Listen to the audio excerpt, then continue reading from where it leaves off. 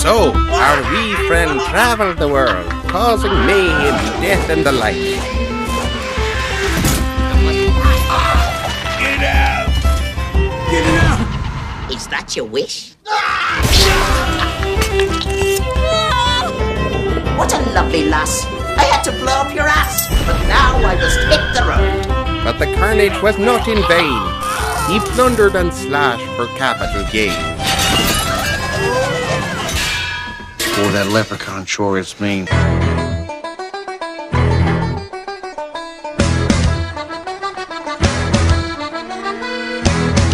Well, it's that time again, celebrating the roots of the luck of the Irish, St. Patrick's Day.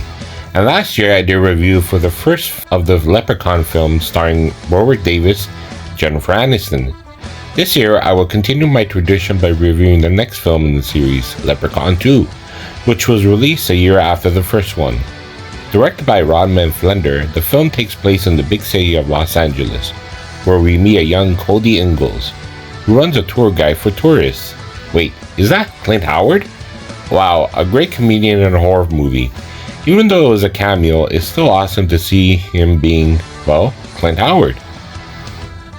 Cody is forced to break off his date with his girlfriend Bridget once his uncle Morty is too drunk to drive the tours. Uncle Morty is played by the late Sandy Barron. You all remember him from Seinfeld as Jack Klumpus. Do me a personal favor. No, I'm not comfortable. I cannot take it. Take the bag. Are you sure? I'm positive. Take the bag. Okay, thank you very much.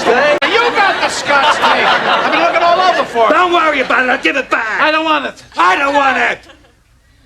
You know, Jack, do me a favor, will you? Take those damn boxes, didn't you? He should be on his hands and knees thanking you. Did you send them?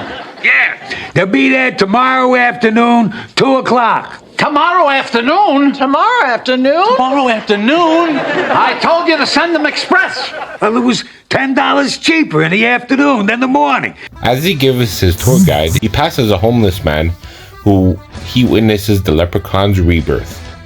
The leprechaun is played by, once again, Warwick Davis, and does a great job of doing it. He takes the golden tooth as part of his collection and goes after Bridget to become his bride.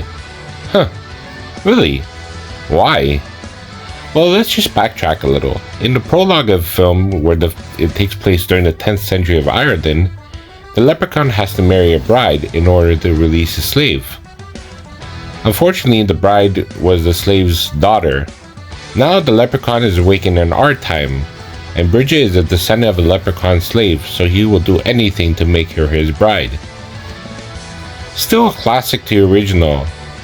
Not a lot of the original cast returns like other horror movies, but only Davis, who, like I said in the beginning, is a great titular character. And I've started to see some of the classic gore in the classic horror films, like Morty's death.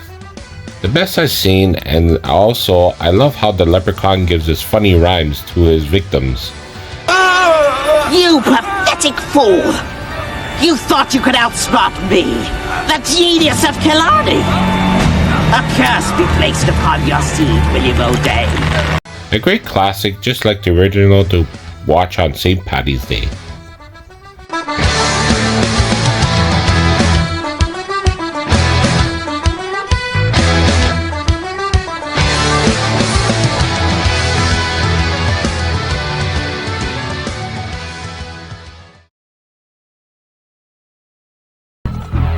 Was it as good for you as it was for me?